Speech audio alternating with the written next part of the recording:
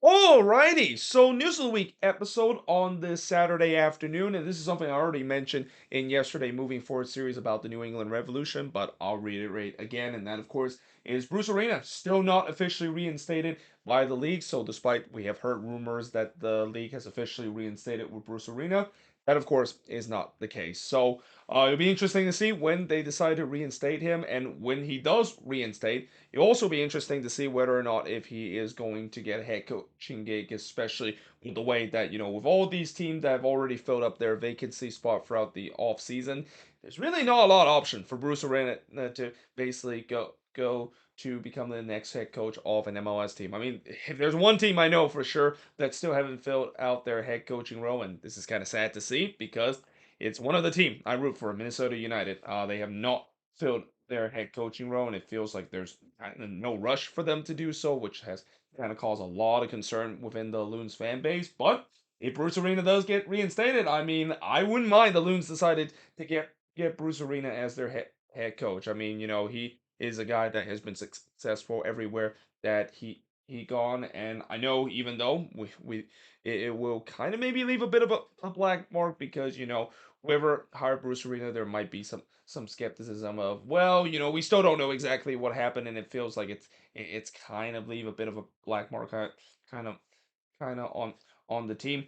I really don't care. I think for Minnesota, they have to get their act together in terms of hiring a head coach, and getting Bruce Arena will definitely help their cases if they want to be back being a contender. But we'll see if there's any other team that maybe is trying to get Bruce Arena, and especially there's no doubt that Bruce Arena is going to coach another team, and he's not going to retire, even though he said that he was planning to. There's no way he's retiring after the taint hit kind of scandal that, or the scandals that he's been in the past couple of months that could potentially taint what is a legendary head coach, and probably one of the best, if not the best head coach we have ever seen in this country.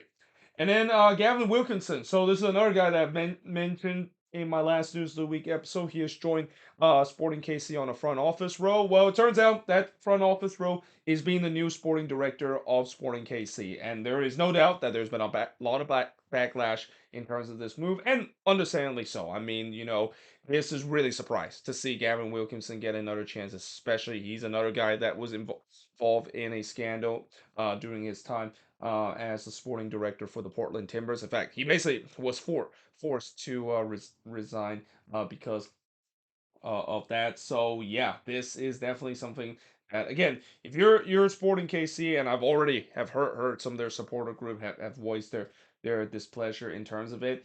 Yeah, there's going to be a lot of explaining, a lot of PR kind of nightmare that they're going to have to address in terms of hiring this, because again, it's not really a good look when you decide to hire a guy that is considered to disgrace himself because of the scandal that he was heavily involved with the Portland Timbers, and that, yeah, we'll see whether or not if they are going to address it, and maybe this is where Gavin Wilkinson, you would say that he's going to be under pressure right away. I mean, I will say that if this Sporting KC team is going to start winning, and if he is making some good move along with Peter Vermees, because Peter Vermees is still the guy that is in charge of the team and also calling the shot. But if he's able to build this team a good roster and get them to an MLS Cup run, maybe that of course will be forgotten, because there's one thing that unfortunately is kind of the way how it goes in sports.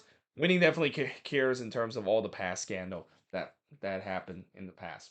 Now, the Seattle Sounders, they have officially acquired Quakes defender Nathan, and this has been a signing that we saw coming for a long time. There's been a lot of reports that this, of course, was going to get done, and now it is officially done. And again, I think this is a good move for the Seattle Sounders, especially boosting their back line and getting more depth. But also, for the Quakes, I've said this before. I feel like this is a really surprising move for them to let go of Nathan. I mean, I know he just came off of an ACL injury, and that he has had some injury issue in the past. But again, it just feels like they didn't need to do this. I mean, they could have bought him back, and especially create a really good back line with both Nathan and Rodriguez, and a really good Brazilian back line that is, but unfortunately that's not going to be the case because the Seattle Sounders was able to snatch him up. And again, I think this is a good signing and potentially be a good replacement for Xavier Arriaga. That most likely he could be on his way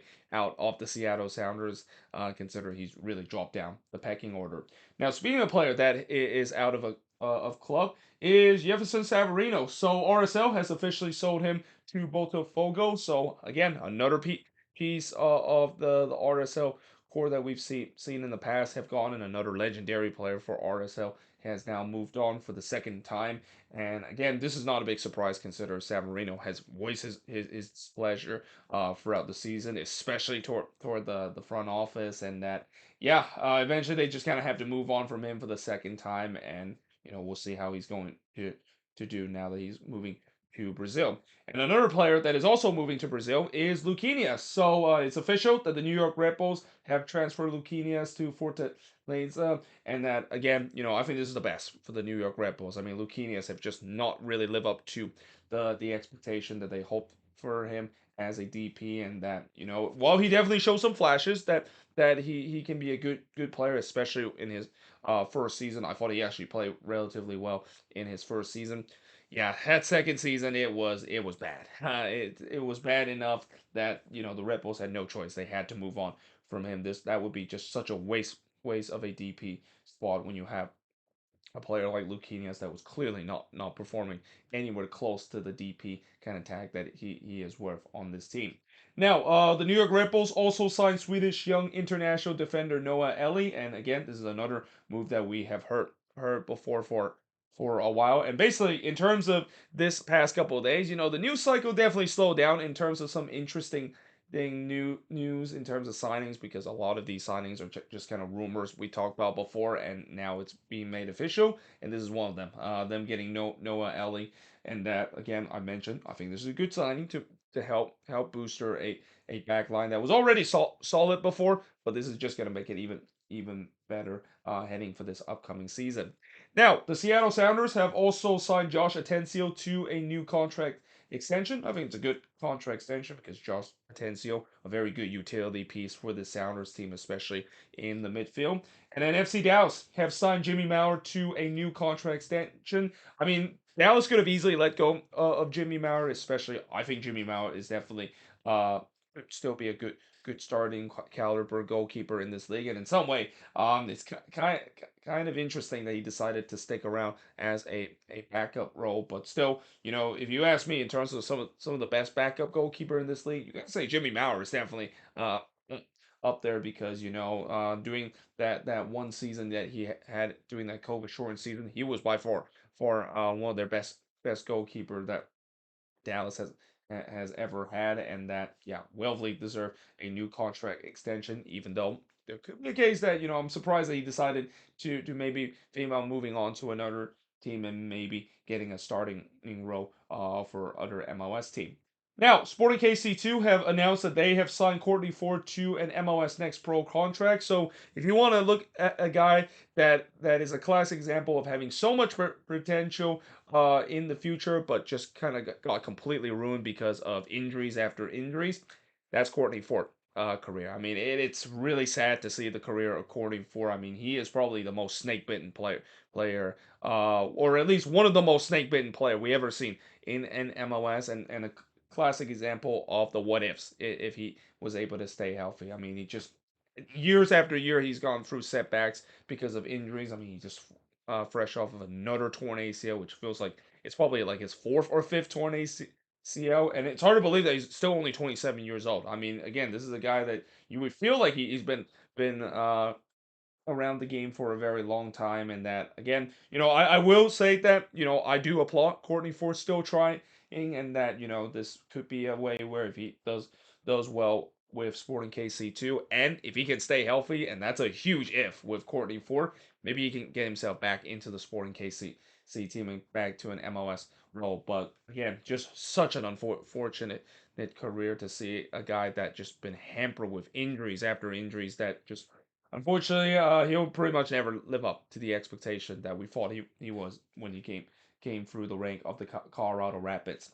Now, moving on in terms of next news, and now talk about transfer rumors. So, Atletico Madrid is report to link with Thiago Almada of Atlanta United, and let the Thiago Almada transfer saga officially begin. I mean, it's technically been begin for a while now, but Atletico Madrid is one of the first big European team that is looking for Thiago Almada, and I won't be surprised they might not be the last big European team that is going to get Thiago Almada. I mean, he is a guy that I think when Atlanta United eventually does move on from him, either during the winter or even into the summer transfer window, he is going to get pay, or at least Atlanta United is going to get paid big amount, probably even more than when they decided to sell Miguel Almiron to Newcastle for $27 million because this kid, I mean, he is just such a good talented base and definitely probably one if not the most talented youngster that could be sold off for a huge amount of money, and that I won't be surprised it could be a record amount of money if Atlanta United decided to move on from him. Speaking of Atlanta United, they are report to finalizing a deal to sign Polish DM, and again, whenever there's a Polish player and whenever you have SZ in the end of the letter, I'm gonna absolutely butcher their name. So apologies in advance that I butcher. I'm gonna butcher this name, and this is where I can't wait to see how the broadcaster actually pronounces this name. But I'm gonna say it's Brutschitz Slitch. I probably just completely butchered it. But either way, he of course came from Legia Warsaw, and that again from what I heard, he's a very decent player, and it's also good job for Atlanta United, of course, getting a number six, and also the midfield has been one of the area that Atlanta United has been desperately looking for it, and the same goes for the back line too, and then of course they have just recently signed new center back in Stian Gregerson just a couple of days ago. So yeah, now they decided to address the midfield situation, and again, if he is gonna live up to potential, Atlanta United is definitely looking like a team that could be contending in the Eastern Conference, and dare I say, Atlanta might be back heading into next season too.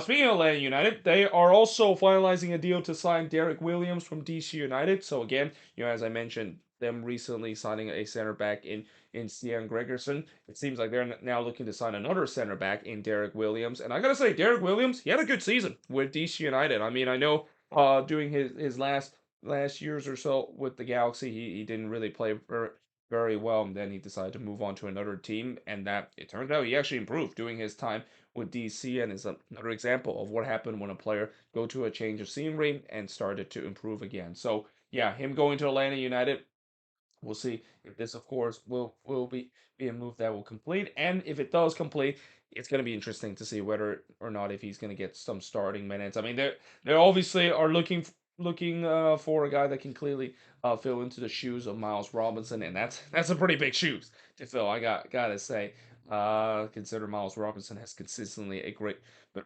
a great defender, not for just Atlanta United, but in the league itself. So yeah, it'd be interesting to see if Derek Williams maybe could play into that starting role. And then Sam Vines is report to close to returning to the Colorado Rapids. So we're starting to kind of see a theme with the Colorado Rapids where you remember a couple of years ago when they finished first in the Western Conference and they have some really good players like Cole Bassett, Sam Vines, and all those players.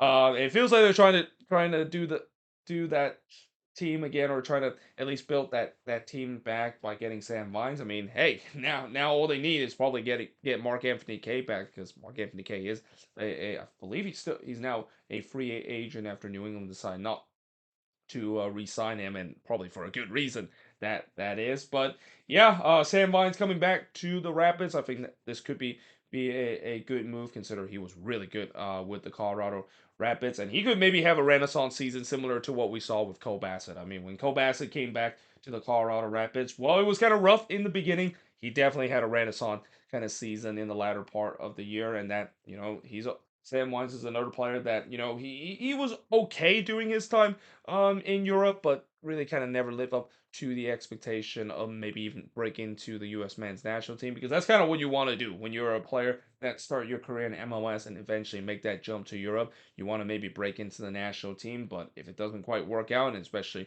when you're not getting minutes with a certain European team that you're currently joined, maybe it's time to think about coming back to the U.S. And it seems like This, of course, is the case. And again, going back to the Colorado Rapids, and now, the Rapids have already been very busy this season in terms of making some signings. And, they can bring Sam Vines back and some of the signings that they made in the offseason.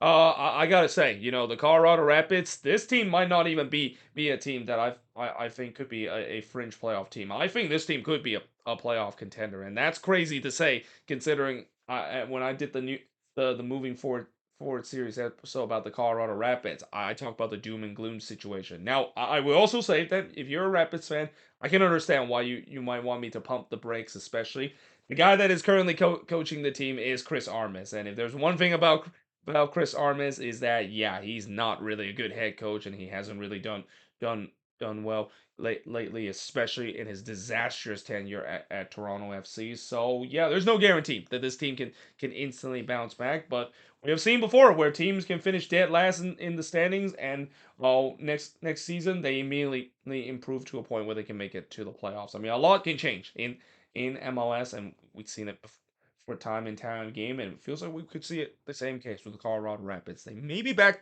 to being themselves a playoff contender sooner than what people thought that they could be.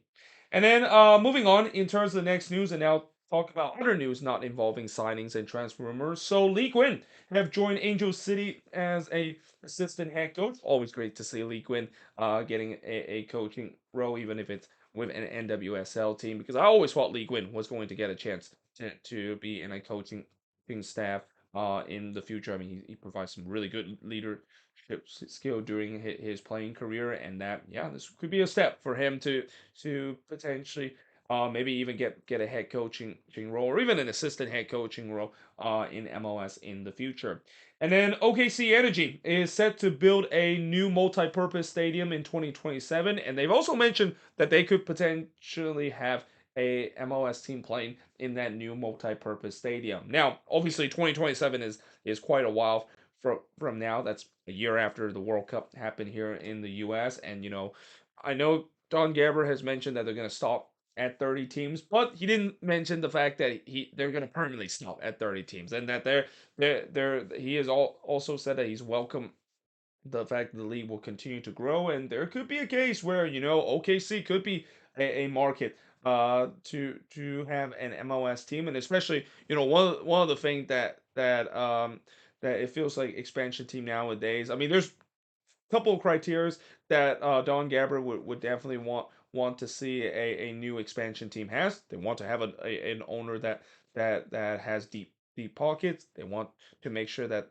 that team has a soccer specific stadium straight away, and then most importantly, you also want to have the fan support. Now, OKC Energy will get a new stadium, but the question is, will they have the strong investment, and whether or not if the fans are going to really start to really support the team to really get themselves into MLS, because that's kind of the thing that we have seen in these last couple of expansion teams, that they got the strong fan support and got the stadium ready to build, and most importantly they have owners that have deep pockets to ready to pay the incredibly expensive expansion fee. I mean, it's just going to continue to go up. I mean, we have seen expansion fee that has been just incredibly insane.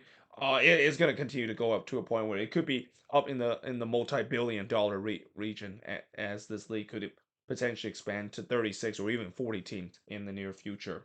And then the U.S. Open Cup, they have announced that they will now be featuring VAR starting in the quarterfinal stage. So VAR was definitely a thing that they started doing in the semifinal stage last season. Now it's going to be pushed into an earlier round. Now, it's also going to be interesting that once we get to the quarterfinal stage, if there's going to be still USL Championship side left in the quarterfinal stage, whether or not if the U.S. Soccer Federation is going to fund the VAR in those stadium, because it's not cheap to set up VAR within the stadium, and there are some stadiums that just kind of lack that infrastructure that we usually see with MLS team that definitely has that infrastructure to have VAR within the stadium. But it's good to see that VAR is now being implemented in the U.S. Open Cup, and I know VAR has been a hotly debate topic, and it will continue to be a hotly debate topic in this sports. But I do think that that we have seen some controversial moment in the U.S. Open Cup that could have easily been avoided if VAR was implemented, and that yeah, it's good to see that it is started to implement, even though it will be interesting to see how the U.S. Soccer Federation and how the organizer for the U.S. Open Cup is going to set up VAR in these lower league stadium that doesn't have the infrastructure to have VAR within the stadium. And then lastly, in terms of the last thing I want to mention, and I should have mentioned this in the last news of the week episode, and that of course is the Kaiser.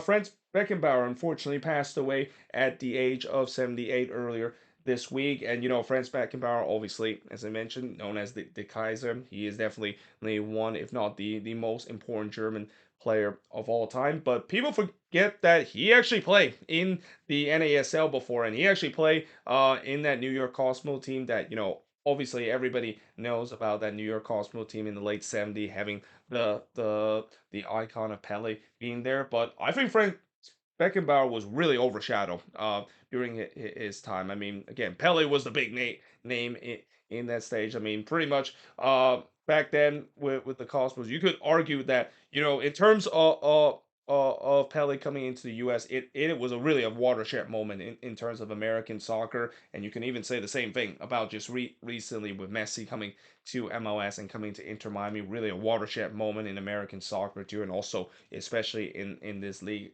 itself. But yeah, unfortunately, Franz Beckenbauer, he was kind of largely overshadowed because of it. And it's not that he played bad during his time with the Cosmo, but when you have an icon like Pele, I mean, I would say Franz Beckenbauer is kind of in the same situation as the so-called Jordi Alba or even Sergio Busquets. I mean, both of those players I mentioned are really good players, but they're definitely going to be overshadowed and not going to get as much attention as a, let's say, Lionel Messi is with Inter Miami. But still, what a player he is. And again, this was back in the days in the NASL where one of the reasons why the NASL eventually went bust is because there was no salary cap and teams were just being so reckless in terms of spending on these age-old kind of superstar player. And Franz Beckenbauer was one of those players that was near the end of his career and was just getting one last paycheck with the New York Cosmo, along with a lot of well no names that was playing in the NASL